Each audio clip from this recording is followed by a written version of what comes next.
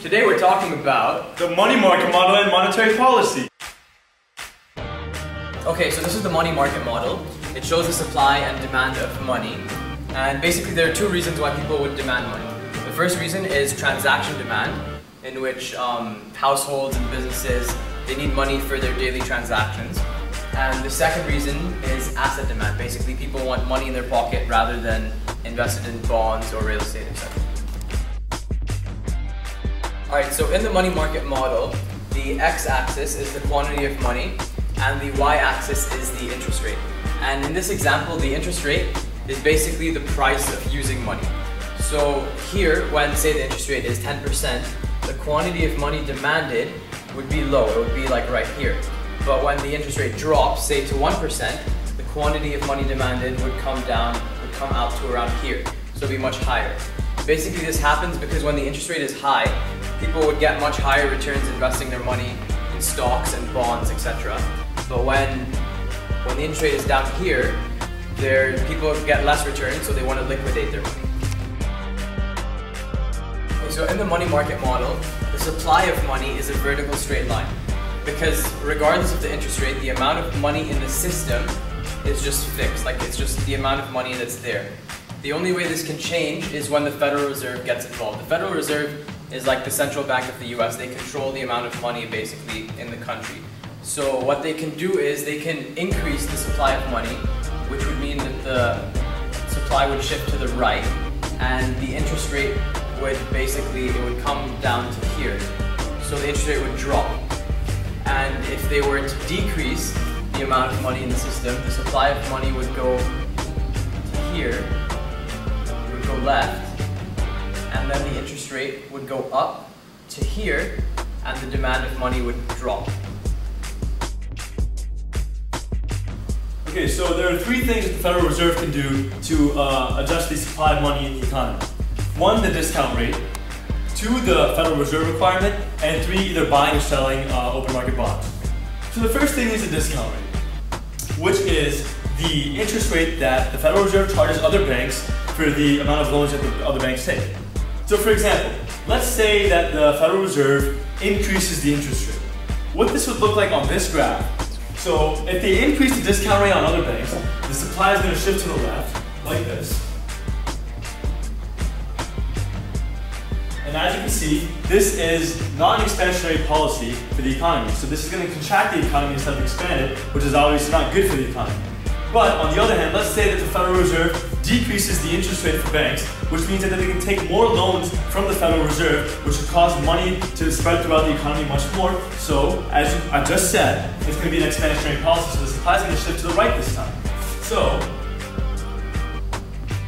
now the supply is shifted to the right, and as you can see, the demand has increased much more than the demand increased when they raised the discount rates. So as they lower the discount rates, as I said before, banks can take more loans and spread money throughout the economy. Okay, now the second thing that the Federal Reserve can do to adjust the supply in the economy is to either increase or decrease the reserve ratio. Now, the reserve ratio is the money that the Federal Reserve requires banks to keep and that they cannot loan out. So, let's say that the Federal Reserve increases the reserve ratio. This would mean that the banks would not have a lot of money to loan out and will have to keep a lot more money in their bank. So that would shift supply to the left. So for example, right here, supply would shift to the left. Sorry about that. And here would the curve be. Now, as you can see, the demand has increased, or the demand has decreased, and the interest rates have increased. Now, on the other hand, if the reserve ratio is decreased, then the banks have much more money to loan out, and thus can spread money throughout the economy, which would increase the money supply, which, as the graph shows, would increase demand. And therefore, this would be an expansionary policy if they lower the reserve ratios. So the third way that the Federal Reserve can adjust the money supply in the market is through open market operations. Now what this is in simple terms is when the Federal Reserve buys or sells bonds in the secondary market. So for example, let's say that the Federal Reserve decides to sell the bonds. This would mean that the Federal Reserve is not giving money out into the economy, thus decreasing the money supply. So this would look like on a graph that the supply would shift to the left and would end up here. As you can see, demand decreases, which is obviously not good for the economy in this case. Now, another circumstance is that the Federal Reserve is going to buy bonds. Now, what this is that it's going to spend money and give it out into the market, which would thus increase the supply model, which would increase the supply curve, shifting it to the right. So as you can see, when the supply curve shifts to the right, the demand decreases, and the quantity of money increases. Money, banking, and monetary policy. Money. So money is basically anything that's generally accepted to pay for goods and services. And most people consider credit cards not part of the money supply because they're just taking out a loan from a bank. There's two kinds of money supply. There's M1, which is your basic currency, transaction accounts, and traveler's checks. And then the M2 is the savings account, certificates of deposit, and other liquid assets. So it's more of the liquid assets. Monetary policy is defined as the changes in the money supply to fight recessions or inflation. Okay, so monetary policy, it begins with the Fed, which is short for Federal Reserve. So what the Fed basically is it's the central bank of the United States. It controls the money supply in the economy. And it has three main tools: the discount rate, the reserve ratio, and open market operations. So, the discount rate. What this basically is the interest rate that the Federal Reserve charges banks for taking out loans. Now, in a case where the discount rate is increased, supply is definitely going to decrease on the money market model, and it'll be a contractionary policy because banks will be discouraged to take loans from the Federal Reserve because they'll have to spend more money to take those loans. So that'll be, as I said before, a contractionary policy. However, if the interest rates are decreased and the discount rate is decreased, this will allow banks to take more loans and thus put more money into the economy by loaning out to more people, and it will be an expansionary policy, which will be good for the economy. The second thing, the reserve requirement.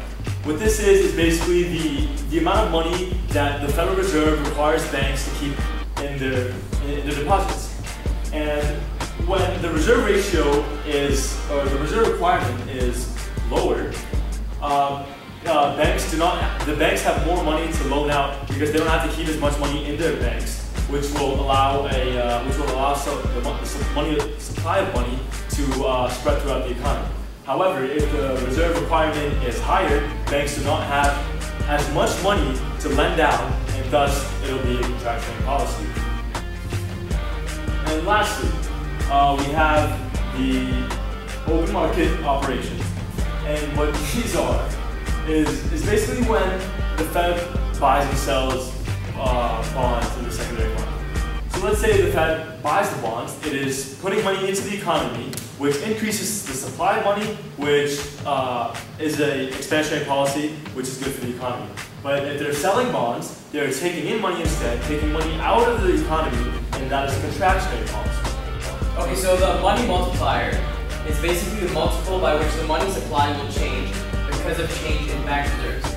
So as Hassan talked about earlier, this is related to the reserve requirement. To find the money multiplier, we take 1 over the reserve requirement. So as an example, basically, say the reserve requirement at a certain given time is 10%. So that's 0.1, right? So we would take 1 divided by 0.1, and that would mean that the money multiplier at that time is equal to 10. So if we have a bank, say with $10,000, small bank, but either way, it has $10,000, the reserve requirement is 10%, so it would only be able to loan out $9,000. Now, that $9,000 that it would loan out would basically be multiplied throughout the economy by the money multiplier, which we found to be 10. So basically, the amount of money in the economy would increase by 90,000, which is $9,000 times 10.